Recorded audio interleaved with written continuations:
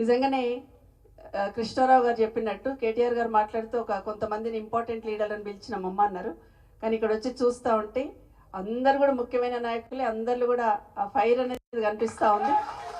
నిజంగా ఈ స్పిరిట్తోనే, ఇదే స్పిరిట్తోని ఖచ్చితంగా నిన్న ఒక వీడియో చూసినాను. నిన్న హైదరాబాద్ చూస్తుంటే ఒక అతను మాట్లాడుతూ, ఒక అతను ఏడుస్తూ గట్టిగా అరుస్తున్నాడు. అంటే దేవుణ్ణి కూడా కాదు, అన్నా కేసీఆర్ అన్న ఎక్కడున్నావు నువ్వు, ఎప్పుడు నువ్వు రా అన్నా బయటికి అని మాట్లాడుతున్నావు.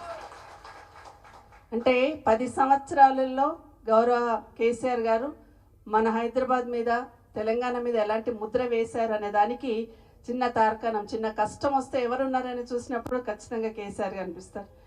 హైదరాబాద్ జిహెచ్ఎంసీ ఏరియాలో ఉన్న ఏరియా అంతా చూసినప్పుడు, నేను ఎక్కడ ఏ మారుమూల నేను వెళ్తున్నప్పుడు కూడా నాకు కేటీఆర్ గారు కనిపిస్తారు, వెనకాల కేసీఆర్ కనిపిస్తారు. ఎందుకంటే కేసీఆర్ గారి నాయకత్వంలో కేటీఆర్ గారు ఒక విజన్తో హైదరాబాద్లో ఉన్న ప్రతి ప్రాంతాన్ని కూడా ఏమాత్రం తక్కువ వేయకుండా డెవలప్ చేస్తున్నారు. ఇప్పుడు కృష్ణారావు గారు చెప్పినట్టు అదే.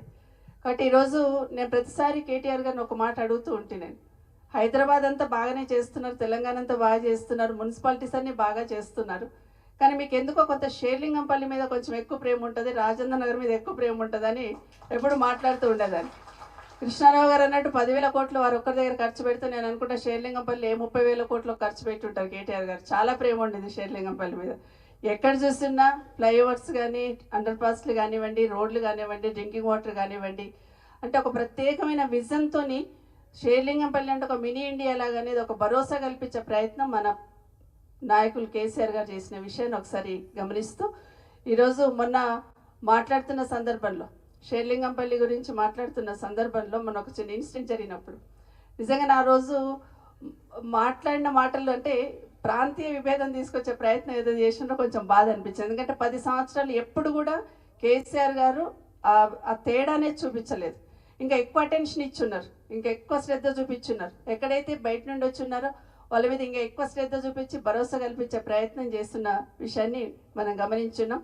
10 సంవత్సరాలలో ఏ రోజు చూసినా రోజు ఒక అభివృద్ధి కార్యక్రమాలు ఉండేది, రోజు ఒక కొత్త ప్రారంభోత్సవం ఉండేది, రోజు ఒక డెవలప్మెంట్ ఏదో ఒకటి ఉండేది. ఎక్కడో ఒక దగ్గర కేటీఆర్ గారు కనిపించేవాళ్ళు, ఎక్కడో దగ్గర మన శాసనసభ్యులు కనిపించేవాళ్ళు, పనిచేస్తూనే ఉన్నారు. కానీ 9 నెలల్లో చూస్తూ ఉంటే అసలు ఏం జరుగుతుంది, ఎటు పోతున్నాం, ఏమవుతుంది అనేది ఎవరికి అర్థం కాని పరిస్థితి ఉంది. అది అందరం మనం గమనిస్తున్న విషయం. సరే, వాళ్ళు ఇచ్చిన హామీలు ఏ విధంగా ఇచ్చిండ్రు, ఏ విధంగా మభ్యపెట్టిండ్రు, ఏ విధంగా చేస్తున్నారు, ఏ విధంగా మన హైదరాబాద్ బ్రాండ్ ఇమేజ్ పెంచుకుంటూ కేసీఆర్ గారు, కేటీఆర్ గారు పనిచేశారు, ఏ విధంగా 9 నెలల్లో తగ్గించుకుంటూ పోతున్నది మనం చూస్తున్నాం. కాబట్టి ఇవన్నీ బేస్ చేసుకొని ఒక్కటి మాత్రం కృష్ణారావు గారు చెప్పినట్టు, ఎక్కడ ఏ చిన్న ఇబ్బంది ఉన్నా మేమందరం మీతో ఉన్నాము, అదొక్కటి మాత్రం చెప్పదలుచుకున్నాం.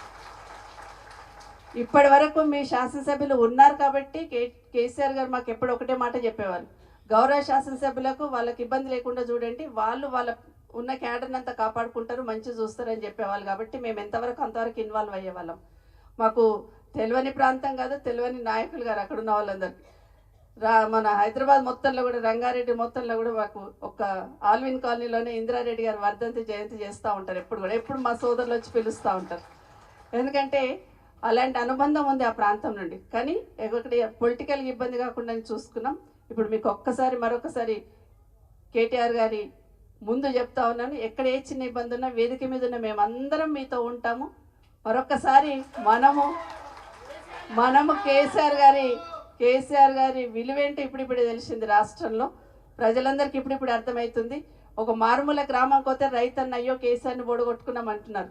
ఒక అవ్వను పెద్దమ్మని పలకరిస్తే అయ్యో నా బిడ్డను బోడగొట్టుకుంటుని 2,000 టెన్షన్కి వస్తుండే, ఇస్తానే కూడా చక్కగా ఇస్తలేడు, 4,000కి ఆశపడితే మేము బోల్తా పడితేమని చెప్తా ఉన్నారు. ఎక్కడ పోయి ఎవరిని కదిలిచ్చినా అయ్యో మేము తప్పు చేసినాము, కేసీఆర్ గారిని ఓడగొట్టుకున్నామని ఒకే ఒక వాదన, ఒక్కొక్క వేదన వినిపిస్తూ ఉంది. ఎక్కడికి వెళ్ళినా కూడా, ఎవరిని టచ్ చేసినా కూడా. ఇప్పుడు యంగ్స్టర్స్ ఎన్నికల ముందు ఏ విధంగా ఉరుకులాడినరు, కానీ ఇప్పుడు వాళ్ళల్లో మదనం మొదలైంది. అరే మిస్టేక్ చేసినాము, తప్పు చేసినాము, ఈ రాష్ట్ర ప్రతిష్ట దిగజారుతుంది, ఇక్కడున్న ఇమేజ్ పోతా ఉంది, ఏం చేస్తున్నాను వెనక్కి చూస్తే ఏం చేస్తలేదు ఈ ప్రభుత్వం అనేది అర్థమవుతుంది. ఖచ్చితంగా మనం అందరం కూడా కేసీఆర్ గారి నాయకత్వంలో ఇంకా గట్టిగా పనిచేద్దాం. షేర్లింగంపల్లిలో మరొక్కసారి మన జెండా ఎగిరేయడానికి ఎంత సపోర్ట్ కావాలని మేమందరం మీతో ఉంటామని మరొకసారి